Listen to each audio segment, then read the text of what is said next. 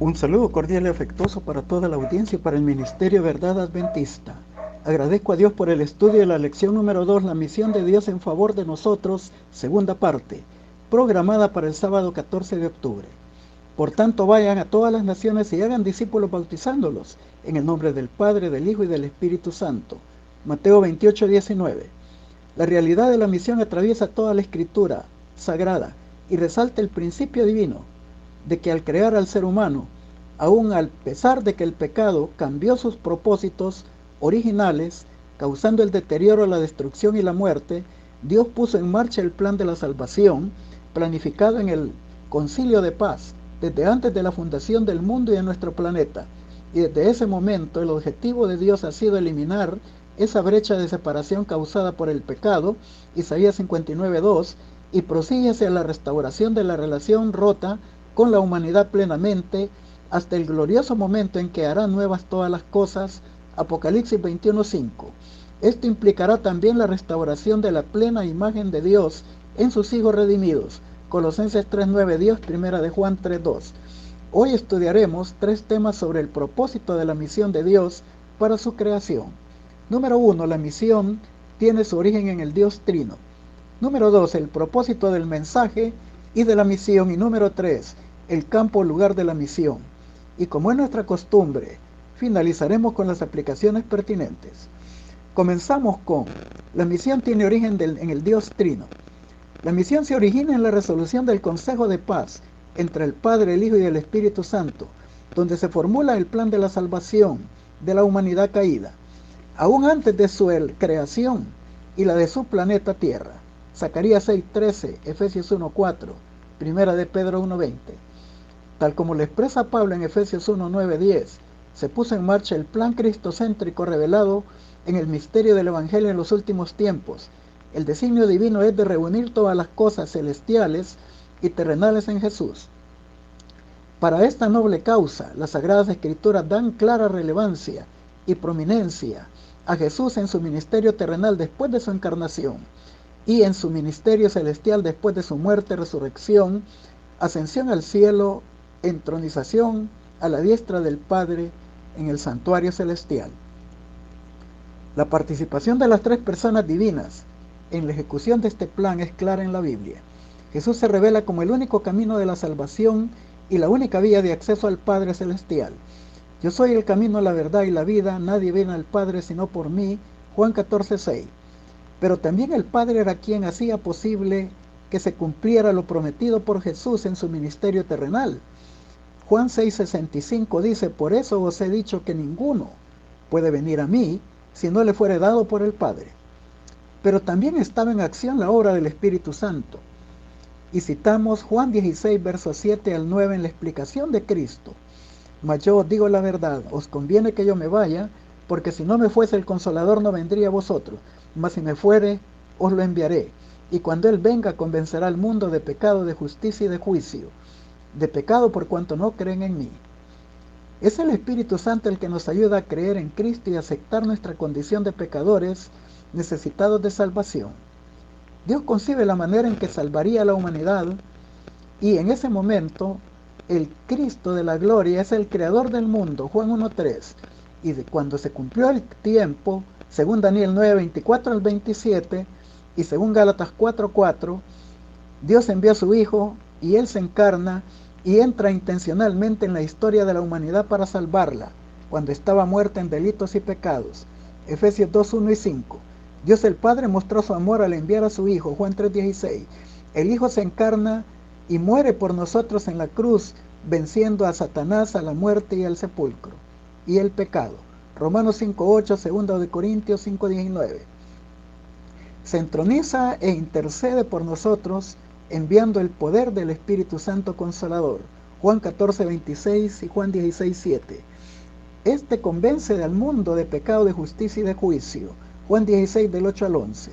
Y es el que sigue dando continuidad a la misión del Padre y del Hijo, embistiendo también de poder a sus discípulos para la obra del ministerio evangélico. Efesios 4, 8, 11 y 1 Corintios 12 del 4 al 11. Y en Juan capítulo 20, 21 al 22, Cristo explicó lo siguiente. Entonces Jesús les dijo otra vez, paz a vosotros, como me envió el Padre, así yo os envío. Y habiendo dicho esto, sopló y les dijo, recibid el Espíritu Santo. Es evidente que aunque la palabra Trinidad no aparece como término técnico teológico en ningún lugar de la Biblia, las evidencias de la existencia y la acción de las tres personas divinas es indiscutible, y hay muchas citas que lo comprueban. Citaremos una, Lucas 24:49. Cristo dijo, ahora voy a enviarles lo que ha prometido mi Padre, pero ustedes quédense en la ciudad hasta que sean revestidos del poder de lo alto, refiriéndose a la promesa del Espíritu Santo. Y aquí encontramos una realidad, la misión de la divinidad en una sola frase, la promesa del Padre, la seguridad del cumplimiento por parte del Hijo y la promesa misma en la venida del Espíritu Santo. Y así existen muchos otros pasajes que confirman que la misión pertenece al Dios triuno y por esa razón nunca fracasará. Continuamos con el propósito del mensaje y de la misión. Leemos Mateo 28 del 18 al 20. Jesús se acercó y les habló diciendo, toda potestad me es dada en el cielo y en la tierra, por tanto id y haced discípulos a todas las naciones, bautizándolos en el nombre del Padre y del Hijo y del Espíritu Santo, enseñándoles que guarden todas las cosas que os he mandado, y he aquí que yo estoy con vosotros todos los días hasta el fin del mundo. Amén. La estructura del pasaje es, número 1, Jesús convoca a sus discípulos a una reunión de despedida en Galilea después de su resurrección. 2. Les aclara que por haber cumplido con éxito su misión al morir en la cruz y resucitar glorioso, había sido investido de plena autoridad y soberanía en el cielo y en la tierra. 3. Los comisiona a sus discípulos, les da la misión específica de hacer discípulos en su nombre y bautizarlos en el nombre del Padre, del Hijo y del Espíritu Santo. Y finalmente les promete estar con ellos, con su presencia hasta el fin mismo del tiempo. Este pasaje es conocido como la Gran Comisión. Los discípulos son enviados a discipular a otras personas. Y esta misión es de carácter universal, Marcos 16, 15 al 16. Debe llevarse el mensaje del arrepentimiento y perdón de los pecados. Para ello recibirían una investidura especial del poder del Espíritu Santo. Lucas 24, 47 al 49, Hechos 1, 8. Y Dios los acompañaría con su presencia hasta el final del mundo. Y por esta frase final, yo estoy con vosotros todos los días hasta el fin del mundo, entendemos que no se limitó a los que originalmente oyeron estas palabras, sino que, como dice Juan 17, 20, todos los que oyeron la predicación y se convirtieron a la fe, también se convierten en sus discípulos. Y esto seguirá siendo firme aún hasta el preciso tiempo previo al fin del tiempo de la gracia, que definimos simbólicamente como la hora undécima, Mateo 26 y 9 y Apocalipsis 18, 4. En nuestro estudio se vuelve necesario definir lo que es un discípulo. Número 1, el que sigue el ejemplo de su maestro, Lucas 6, 40. El que permanece y persevera en obediencia a la santa palabra, Juan 8, 31. 3. El que da frutos dignos del llamado a la fe cristiana y en todo tiempo, Juan 15, 8 y 16 y Efesios 4, 1. 4. El que renuncia a los nexos con el mundo y se consagra al servicio de Dios, Lucas 14, 33. Hacer discípulos se vuelve el objetivo primordial de la Gran Comisión. Es importante destacar que es el único verbo de acción con fuerza imperativa en la Gran Comisión, id y hacer discípulos. Debemos enseñarles a todos y en todo el mundo. Por tanto, la comisión es de carácter universal. Todo seguidor de Jesucristo debe de involucrarse en transmitir el Evangelio eterno a toda nación, tribu, lengua y pueblo, sin limitación geográfica, social ni étnica, y ni aún religiosa. Esto implicará un cambio en nuestra forma de vivir y nos invita a ministrar con responsabilidad y compromiso con Dios y con su obra. En toda la Biblia, desde Génesis 3:15, donde se anuncia por primera vez a los primeros pecadores la buena noticia de la salvación en la simiente bendita, Jesucristo, conocida como protoevangelio, hasta el último libro de la Biblia en el Nuevo Testamento, Apocalipsis 14, 6 y 7, donde se presenta la misión de predicar el Evangelio eterno en todo el mundo. Básicamente, el significado de la palabra Evangelio es buenas nuevas, victoria y noticia. En el contexto mesiánico se refiere a las buenas nuevas de la salvación por parte del Mesías Redentor de su pueblo. Mateo 1:21. Él se encarnó, llegado el cumplimiento del tiempo, para dar su vida, inocente y sin mancha, en sustitución de la vida del culpable pecador. Isaías 53:4 y 5, 1 Pedro 2:24, Romanos 5:8. Precisamente porque Cristo no pecó, los lazos de la muerte no podían retenerlo para siempre en la tumba. Él resucita al tercer día, venciendo al pecado, al sepulcro y a Satanás. Asciende al cielo y es exaltado y entronizado a la diestra del Padre. Y ahora realiza en el santuario celestial una obra múltiple como Salvador, intercesor, juez y sumo pontífice en favor nuestro. Apocalipsis 1:18, Hechos 2:33, Hebreos 7:25, 8:1 y 2 y 9:23-24. Y pronto, al finalizar su ministración celestial, cumplirá su mayor promesa: regresar por su pueblo en gloria y majestad, llevarlos a la casa del Padre y después del milenio establecer para ellos el reino eterno de gloria en la tierra. Daniel 2:44, Daniel 7:13-14 y 23:24, Juan 14 del 1 al 4, Hechos 1:11 y Apocalipsis 21 del 1 al 4. Pablo añade la explicación de que solo existe un único evangelio, Gálatas 1 del 6 al 8. Los que lo obedezcan serán beneficiados a través de las edades, Deuteronomio 5:33, Romanos 2:6. Este evangelio debe de anunciarse en todo el mundo, porque es el poder de Dios para salvación a todo aquel que cree, al judío primeramente y también al griego. Romanos 1:16. Y este evangelio eterno es diseñado por Dios desde los días de la eternidad y antes de la fundación de este mundo, Efesios 1:4, y fue puesto en marcha cuando el hombre pecó, Génesis 3:15, y sigue siendo el mismo mensaje a través del tiempo, hasta el cierre de la gracia, y revela la gran verdad que solo a través del sacrificio de Cristo en la cruz y su obra en el santuario celestial hay salvación, Hechos 4:11 y 12 y Hebreos 7:25. Esto cobra una relevancia cardinal porque este mensaje se proclama en el tiempo del fin y estamos a las puertas del cierre de la gracia y de la segunda venida de Cristo y de la eternidad. Por lo tanto, debemos de hacer discípulos enfocándonos en los elementos básicos del discipulado, con el propósito final de prepararnos nosotros y ayudar a otros a prepararse para la segunda venida de Cristo. Y debemos de tomar en cuenta algunos puntos importantes que se destacan en la predicación del mensaje del Evangelio eterno. Número 1.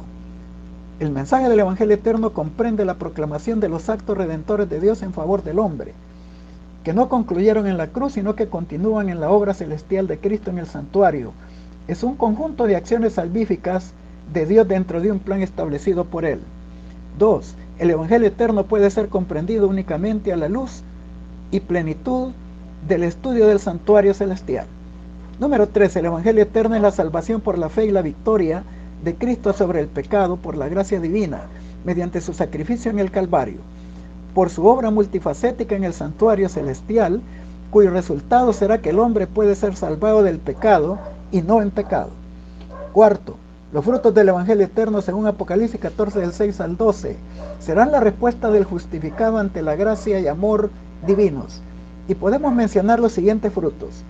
Ellos temen a Dios y le dan gloria, implicando un respeto reverente a Dios y a su santa ley, Eclesiastés 12:13, Salmo 111:10, y una vida cumpliendo el propósito original desde la creación, viviendo para la gloria de Dios, Isaías 43:7, Primera de Corintios 10:31.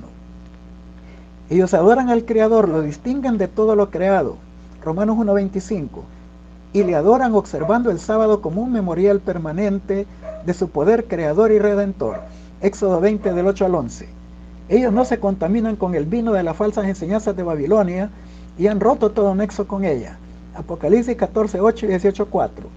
Ellos guardan los mandamientos de Dios del Decálogo, Éxodo 23 al 17, y tienen la fe de Jesús, Apocalipsis 14:12, que incluye todas las verdades reveladas a los profetas que se encuentran en la Biblia y que son parte de los poseedores del testimonio de Jesucristo, que es el espíritu de la profecía.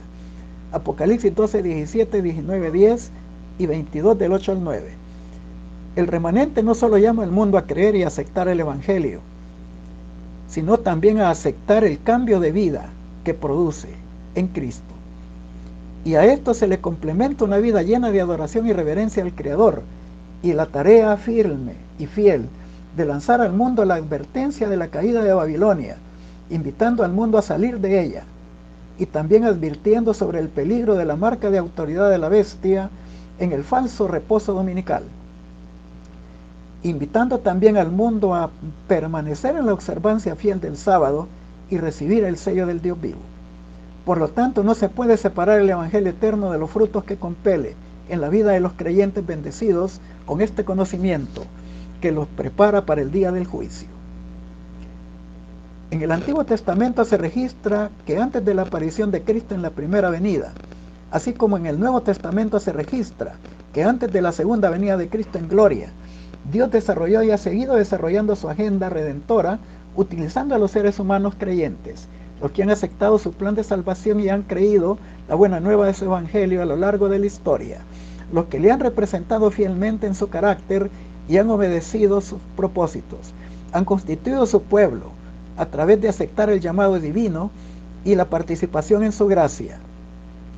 Ellos han sido y continúan siendo sus instrumentos en el cumplimiento de la misión redentora hasta la total restauración de todas las condiciones edénicas en nuestro mundo. En el Antiguo Testamento se destacó el llamado divino a Abraham el hebreo y su pacto con él y con sus descendientes Isaac, Jacob y las 12 tribus de Israel. Génesis 12 del 1 al 3, hasta la llegada de la simiente bendita Jesucristo, Gálatas 3:16.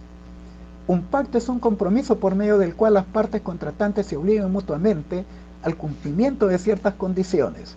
De este modo el instrumento humano entra en compromiso con Dios para cumplir las condiciones especificadas en su palabra, y su conducta pone de manifiesto si respeta o no estas condiciones. Maravillosa gracia de Dios, página 158. Dios usó a Israel como la luz de las naciones, y podemos leer en Isaías 2, versos 2 y 3. Acontecerá que en el postrero de los tiempos que será confirmado el monte de la casa de Jehová como cabeza de los montes, y será exaltado sobre los collados, y correrán a él todas las naciones. Y vendrán muchos pueblos y dirán: venid, subamos al monte de Jehová, la casa del Dios de Jacob, y nos enseñarán sus caminos y caminaremos sus sendas, porque de Sión saldrá la ley y de Jerusalén la palabra de Dios.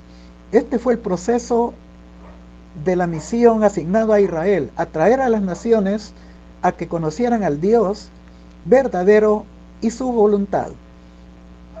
Pero en el Nuevo Testamento la misión de Dios continúa, y el Señor y Salvador resucitado lanza la nueva estrategia, la que es que ellos, sus discípulos, vayan a todo el mundo y busquen y hagan discípulos en su nombre.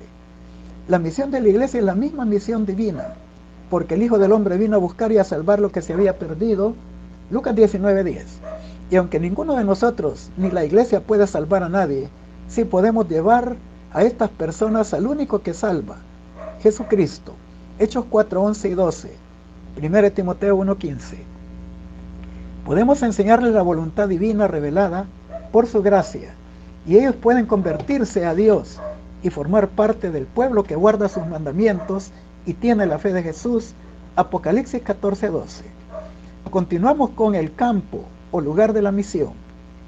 Ya consideramos dos citas, Mateo 28:18 al 20 y Apocalipsis 14:6 al 7. Ahora consideremos Hechos 1:8. Pero recibiréis poder cuando haya venido sobre vosotros el Espíritu Santo, y me seréis testigos en Jerusalén, en toda Judea, en Samaria y hasta lo último de la tierra. Aquí se ubican tres zonas geográficas para la misión. La primera, Jesús dijo a sus discípulos estando en Jerusalén que fueran testigos allí donde vivían. Ese sería su primer campo misionero, donde estarían más próximas a las personas que habitaban esa región. Nuestra Jerusalén es nuestra familia, nuestros vecinos, nuestros amigos, compañeros de trabajo y de estudio, nuestros vecinos, los que están más próximos e inmediatos a nosotros. Ellos pueden ser los beneficiados si les presentamos al Salvador Jesús y su verdad del Evangelio eterno. La segunda zona es en toda Judea y Samaria. Estas ciudades representan los dos reinos en los que se divide el reino de Israel después de la muerte de Salomón. Judá era el reino del sur, y la habitaban la tribu de Judá y Benjamín, y Samaria era la ciudad principal del reino del norte, donde habitaban las 10 tribus restantes, que se dividieron no solo geográfica, sino política y religiosamente, como lo enseña Primera de Reyes 12, versos 28 y 29, ya que las tribus del norte no adoraban en el templo de Jerusalén, y sus líderes fomentaron una adoración idolátrica de 2 becerros de oro, uno puesto en Betel y el otro en Dan. Y cuando los asirios los subyugaron y los enviaron a la diáspora, ellos, las 10 tribus, finalmente fueron asimilados por las costumbres del gentilismo pagano. Y por ese motivo Jesús pidió a sus discípulos que fueran en busca de las ovejas extraviadas de la casa de Israel. Así que nuestra misión es de buscar a los que se han apartado de la fe verdadera, y aquellos que no viven ni comparten la misma realidad nuestra, ni adoran a Dios de la misma forma en que nosotros le adoramos. Tercera zona, todo el mundo, hasta lo último de la tierra. Es llegar a la gente en cualquier ubicación geográfica, a cualquier grupo étnico, a personas de distinta raza, cultura y lenguaje. Dios tiene en todo lugar corazones dispuestos a seguir su voluntad si son advertidos del engaño de Babilonia la Grande, antes del cierre de la gracia. Y saldrán muchos de ella en la hora 11ª, y formarán parte del remanente del pueblo de Dios.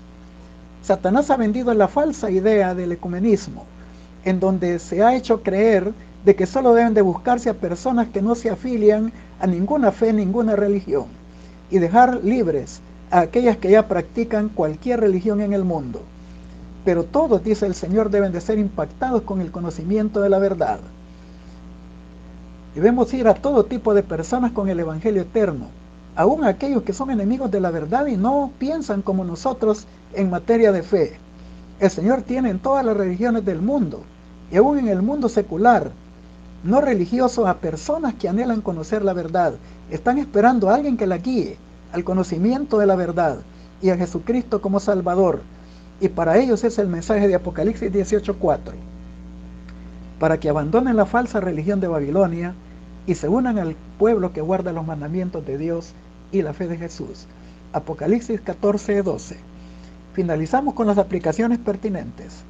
A pesar del decaimiento general de la fe y de la piedad que hay en esas iglesias, hay verdaderos discípulos de Cristo. Muchos, tanto miembros como laicos, aceptarán gustosamente esas grandes verdades que Dios ha hecho proclamar en este tiempo a fin de preparar